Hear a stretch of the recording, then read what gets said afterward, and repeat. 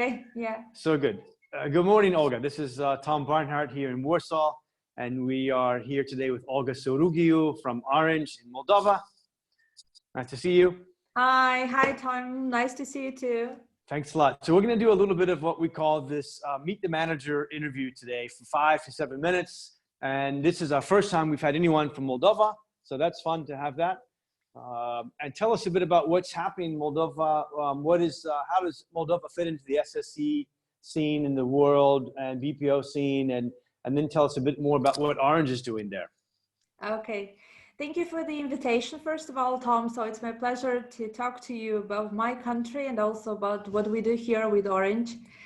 So let me just tell you that I consider Moldova as a hidden gem. I always say it because it's a small country between Ukraine and Romania. I'm not sure everybody who will be watching knows exactly where to place the country. Well, everyone does from our last event. Everyone does, because we had excellent wines from Moldova last time. That's for sure. Yeah, you see, this is one of our starting selling point. First, we sell you the wine, and then we put a little bit of our technology as well in the bag. So just for you to understand, Moldova nowadays is really focused on developing the technology sector, the IT sector, not only outsourcing, but also focusing on creating the right ecosystems and also creating its own startups. The government is highly involved in this, let's say, to promote an ecosystem of innovation and development. And for that, we have a special setting that is called IT Park.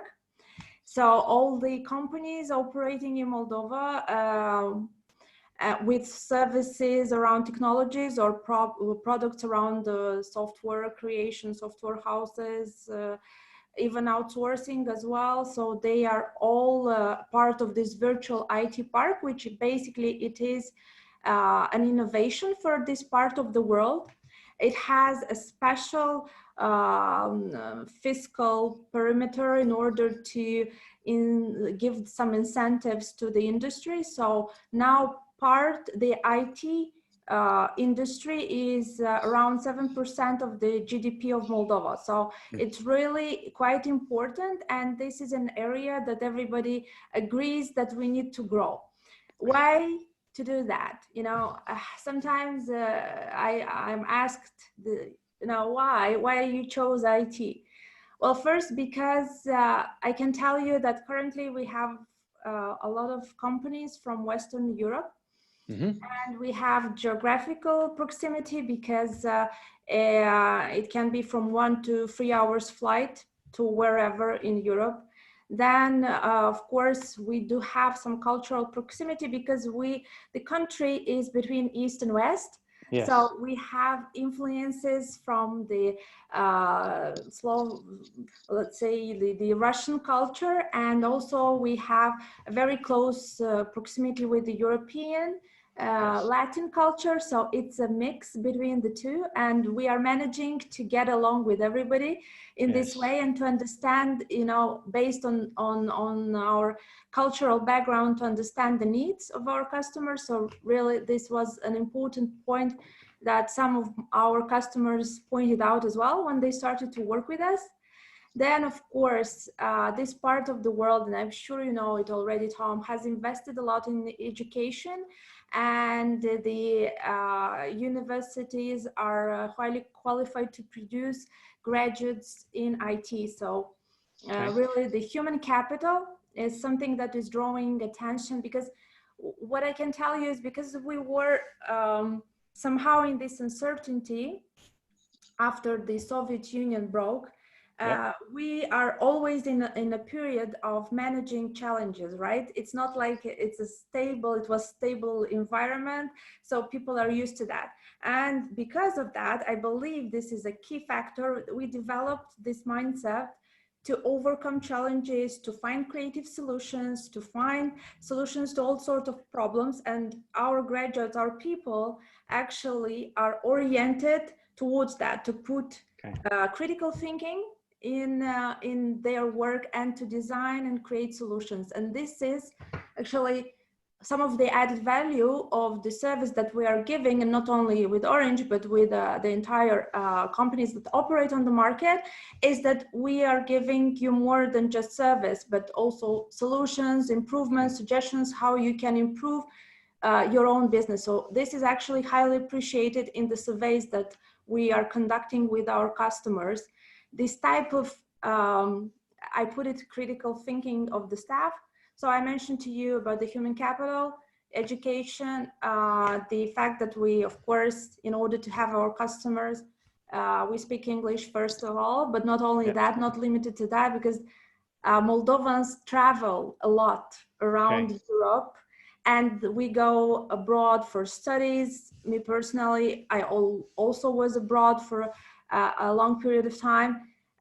You start to interact with different cultures, you start to speak the language, you come back, and you have as well this cultural diversity that is somehow an added value on top of everything. So the landscape really, so this ecosystem, and when you put the authorities as well in this mix, you create an ecosystem where you want to grow. What do you want to grow nowadays? You want to grow digital technologies. Why do you want to do that? Because we don't have industry. We don't have huge natural resources. It is a country that has, I would say, 33,000 square kilometers. So it's a small country with more than, around 3.5 million inhabitants. But it's not quite sure how much are on a permanent base. So it's really how I call it personally a boutique destination. It's not that's a good way to put it. Large scale, but it's like a boutique hotel. So let's talk about Orange. Tell us about Orange, and that's who you're working with. You're running Orange in Moldova. So tell us a bit about their background coming in, and what are you doing exactly there? Okay, so actually Orange Moldova is the biggest telecom operator in Moldova. And of course it's part of the Orange Group. So it came here at in the 90s, the end of the 90s, here as a telecom operator, and increased the business. Now we, of course, we sell convergent services. So we sell mobile services, but also cable.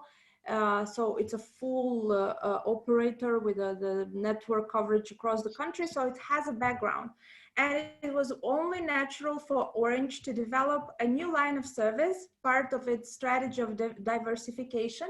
And in 2008, we created a separate line of business, outsourcing, which we now call Orange Systems. So Orange Systems is an IT company that I'm leading. And this IT company is providing services, outsourcing services to Orange affiliates, but also to telecom companies outside of Orange footprint, right? When we started it as an idea with 8 people, I remember. Now this line of service has more than 400 of FTEs working for different partners in Western Europe. And this is why I told you about IT, because the biggest part of the service that we are offering is in IT, creating a software product. So mostly on the build part, building a solution according to our customers' needs. And we are operating already more than 10 years. And the partnerships that we create are on, let's say, with the biggest telecommunication companies, because this is what we know best, right? We know how to offer products and solutions to other telecom operators. So those operators in Western Europe predominantly, or anyone in US, or mostly where's the group, and where are you trying to get more clients from? Well, let's say that all the clients that we currently have are from Western Europe. The split would be half-half. So half of our customers are inside of the Orange Group, but also half are telecom operator outside of Orange footprint. So the countries are France, Belgium, Luxembourg, UK, Switzerland, So mainly these countries of Western Europe that we set partnerships with. Okay, great. And in terms of expanding beyond the IT into, well, the other sort of technologies, applying technologies to your operations. You mentioned earlier RPA. Are you guys exploring much of this, and how much is the automation process affecting you guys there? You know what? I would tell you that I call IT everything, but it's true that we have subdomains on which we focus. So we focus on software development. We focus on automation, but not only RPA, but actually automation end-to-end, which sometimes is also test automation or product automation. Let's say the release part, DevOps. Yep. Has also some sort of automation, but if only to mention on the latest trends, yes, we do have an excellence center on RPA, and we have more than 150 robots that are already live and working for our customers. So we set up this excellence center in end of 2018. What is interesting about that is that we understand we have some other activities in our outsourcing portfolio that will be somehow transformed and automated. So we are preferring to do that upfront, to transform and automate and to make it better for the customer, because this is anyway the future. So it is the added value. We will not keep offering a service where we can put automation on it, because the future of all the types of activities similar to processing or somehow BPO, but I would not say entire BPO portfolio, but back office mainly, somehow at one end it will be automated. So we are preferring to do it upfront. We are preferring to, with the risk of cannibalizing a part of our business, like I always say, but in order to find the best solution for the customer, because there is efficiency there. There is also less error when you are replacing the human error, although it sounds, you know, like I'm not a human talking, that I'm replacing the people with the automation. They do more value-added things. They do more intelligent things, less boring things. Exactly. We prefer to actually give our staff something more analytical, something that they can enjoy doing than just some regular recurrent activities.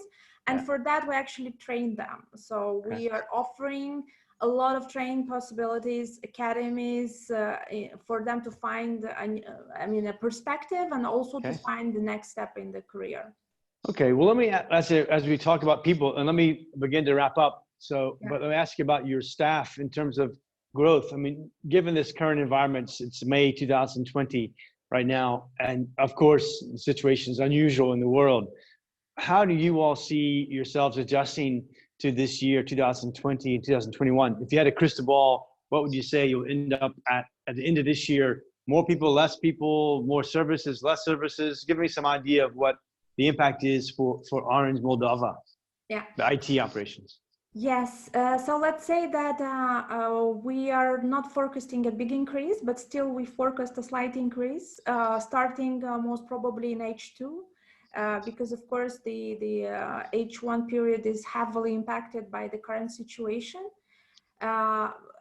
Me personally, I consider this as also an opportunity for our operation, because we are focusing on developing further the digital services that we are offering to our customers. So what we will do, we are trying to be the partner that will accompany our clients towards their digital transformation. You know, everybody understood that you need to be there on the web, you need to have your service in a digital manner, and we will offer service. We will offer help in that area and support in that area. Okay. In terms of recruitment, we did not stop. So we have actively recruited during this entire period. Okay. In the same way that we are speaking today. Sometimes it becomes overwhelming because I think everybody is kind of sick and tired of video calls all day. Yeah. But it is what we call the new normality, and we have already adapted to it somehow. Sure. So we onboard people, we redesign the processes in order to be able to accommodate the new staff that is joining and to keep the operation going. So for us, for the moment, in terms of activity, we do not foresee a decrease, more as of a flat curve. But in terms of strategy, we are focusing on growing the digital and automation, as well as I mentioned, and you mentioned the RPA line of service. And but in terms of staff, I would say the ambition for our team is not to exceed 1,000 people for the moment. I mean, in the next few years. Still a big number. It's not about the number, it's about the services, the added value that we can offer. And we are targeting something like that.